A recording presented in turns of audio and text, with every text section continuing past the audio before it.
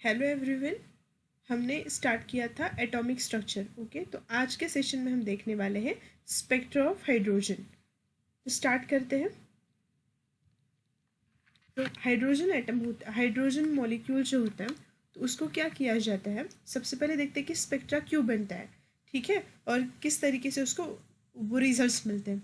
हमें पता है कि हाइड्रोजन H2 मॉलिक्यूल बनता है हाइड्रोजन एटम से। H2 मॉलिक्यूल बनता है हाइड्रोजन एटम से। तो अब क्या होता है कि हमें पता है कि ये H2 है, मतलब एक हाइड्रोजन है, इसके पास 1s ऑर्बिटल में एक इलेक्ट्रॉन है, ठीक। और ये दूसरा हाइड्रोजन है, उसके भी पास एक इलेक्ट्रॉन है, और ये पेयरिंग करके क्या बनाता है, H2 मॉलिक्यूल बनाता है, ठीक है। यहाँ पे एक इलेक्ट्रॉन, यहाँ पे एक इलेक्ट्रॉन, तो दो एटम्स से क्या बनता है, एक हाइड्रोजन मॉलिक्यूल बनता है। तो अब क्या होता है, इस हाइड्रोजन मॉलिक्यूल को क्या किया जाता है, यह है हाइड्रोजन मॉलिक्यूल, इसको हाई वोल्टेज पे और लो प्रेशर पे ट्रीट किया जाता है। हाई वोल्टेज दिया जाता है और लो प्रेशर। तब क्या होता है, ये जो मॉलिक्यूल है ये होता है डिसोसिएट। कैसे होगा ये डिसोसिएट, देखो ये जो H2 है इसमें दो इलेक्ट्रॉन्स हैं, यहाँ पे एक इलेक्ट्रॉन, एक मिनट, यहाँ पे एक इलेक्ट्रॉन है एक हाइड्रोजन एटम के पास और इसके पास। तो जब हम इसको हाई वोल्टेज देंगे, मतलब कुछ ना कुछ अमाउंट ऑफ एनर्जी देंगे, तो ये बॉन्ड क्या होगा, ब्रेक होगा। तो ये बॉन्ड इस तरीके से ब्रेक हो जाएगा यहाँ पे, ठीक। जैसे ही ब्रेक होगा तो एक हाइड्रोजन एटम के पास एक इलेक्ट्रॉन और दूसरा हाइड्रोजन एटम के पास एक इलेक्ट्रॉन आ जाएगा, ठीक है। मतलब ये डिसोसिएट हो जाएगा दो हाइड्रोजन एटम्स में, ठीक। अब आगे देखते हैं, जब ये डिसोसिएट होता है तो ये डिसोसिएट होने के लिए हमने क्या किया, एनर्जी यूज़ की कुछ ना कुछ अमाउंट ऑफ। तो अगर ये H2 यहाँ पे था, ठीक, उसको हमने एनर्जी दे के ये क्या हुआ, हायर एनर्जी लेवल में चला गया, ठीक। ये ब्रेक हो गया दो हाइड्रोजन एटम्स में, ठीक। तो ये हाइड्रोजन एटम जो है वो अब एनर्जी एब्सॉर्ब करके हायर एनर्जी लेवल में चला गया है, ठीक। तो यहाँ जाने के बाद ये अनस्टेबल है। क्यों अनस्टेबल है, क्योंकि यहाँ पे लोअर एनर्जी लेवल में ये H2 मॉलिक्यूल के फॉर्म में था। जब बॉन्ड ब्रेक हो जाता है, टूटता है बॉन्ड हाई वोल्टेज की वजह से, एनर्जी अप्लाई करने की वजह से, तो ये क्या होता है, हायर एनर्जी स्टेट में चला गया है। यहाँ पे ये अनस्टेबल है, मतलब एनर्जी एब्सॉर्ब करके ये कहाँ पहुँचा है, हायर एनर्जी स्टेट में, हायर एनर्जी लेवल पे, ठीक। अब यहाँ पे ये क्या है, अनस्टेबल है।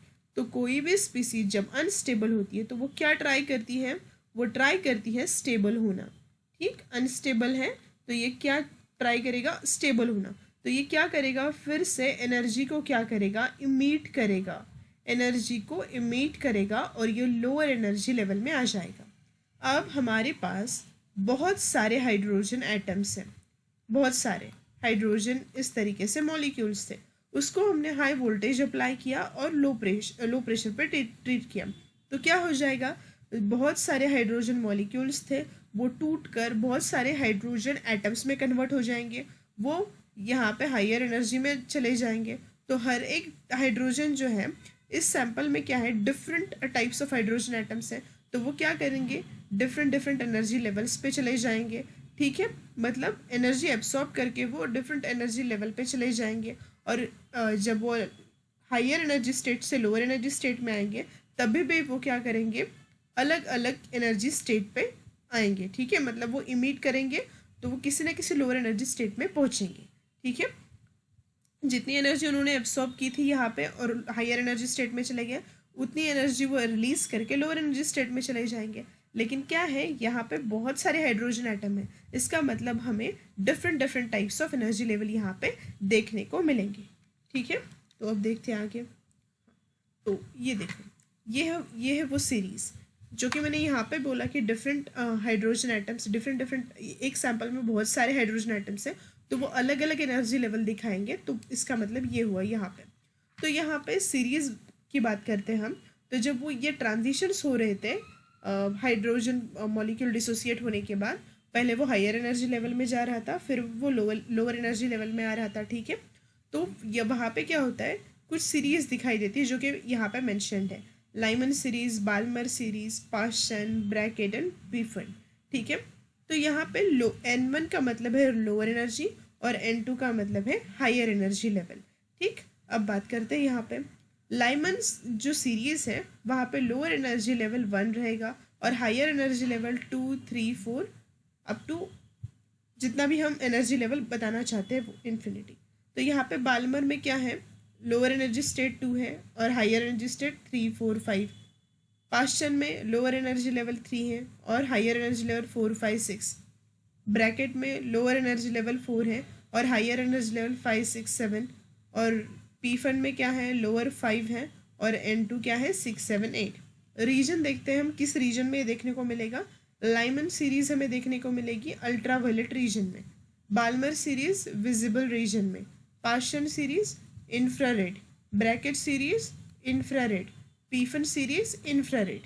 यह स्पेक्ट्रम में कौन कौन सी सीरीज दिखाई देती है वो यहाँ पे मैंने बताया। अब देखो इसके बेसिस पे, इस डेटा के बेसिस पे हमें क्वेश्चंस भी सॉल्व करने पड़ते हैं, ठीक है। तो यहाँ पे देख सकते हैं हम म्यू बार का मतलब फ्रीक्वेंसी है, frequency is equal to 1 upon wavelength lambda is equal to Rydberg constant RH into bracket 1 upon N1 square minus 1 upon N2 square centimetre inverse. Rydberg constant is equal to 109677 centimetre inverse. ये value है इस constant की। अब क्या होता है, हमें constant की वैल्यू पता होती है या फिर वो गिवन होती है, हमें पूछा जाता है कि लाइमन सीरीज़ के लिए फ्रीक्वेंसी निकालो, ठीक है। तो वहाँ पे हमें N1 पता होता है लेकिन N2 वो देंगे कि कौन सा N2 है, ठीक है। तो इस तरीके से क्वेश्चंस यहाँ पे पूछे जाते हैं। ये है कुछ सीरीज़ जो यहाँ पे दिखाई गई है, ठीक है। तो N1 देखो, लाइमन सीरीज़ का लोअर एनर्जी स्टेट N1 है। तो यहाँ पे देख सकते हो किसी भी हायर एनर्जी स्टेट से यहाँ पे लोअर एनर्जी कौन सी है, लोअर एनर्जी स्टेट कौन सी है, N इज इक्वल टू 1 है लाइमन के लिए। बाल्मर के लिए N इज इक्वल टू 2। मतलब अब इन्फिनिटी से कोई भी अगर बाल्मर सीरीज में आएगा तो वो लोअर एनर्जी स्टेट कौन सी होगी, 2, पास्चन में 3, ब्रैकेट में 4, पीफन में 5, ठीक है। तो these are the series, okay. तो इस तरीके से हमने यहाँ पे देखा हाइड्रोजन एटम स्पेक्ट्रम, ठीक है। तो हम यहाँ पे क्वेश्चन सॉल्व करते हैं, ठीक है। तो क्वेश्चन मतलब किस तरीके से क्वेश्चन पूछा जाता है वो देखेंगे अब हम यहाँ पे, ठीक।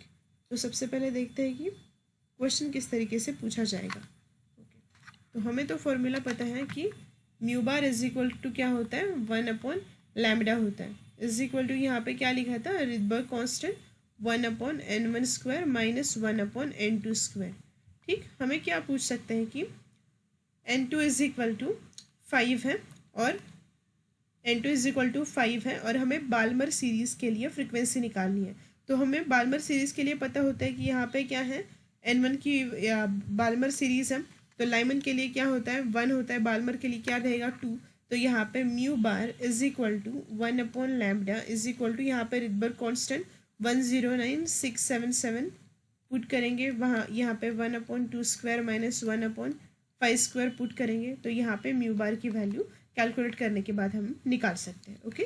तो इस तरीके से क्वेश्चंस पूछ सकते हैं या फिर मैच द फॉलोइंग के लिए भी क्वेश्चन पूछा जा सकता है कि लाइमन सीरीज़ के लिए कौन से रीजन में स्पेक्ट्रम आता है, बाल्मर के लिए कौन से रीजन में स्पेक्ट्रम आता है, ठीक है। तो इस तरीके से क्वेश्चंस हाइड्रोजन एटम स्पेक्ट्रम में पूछे जाते हैं, ओके। तो मिलते हैं नेक्स्ट वीडियो में जहाँ पे हम डिस्कस करेंगे hertz rule, okay. Thank you.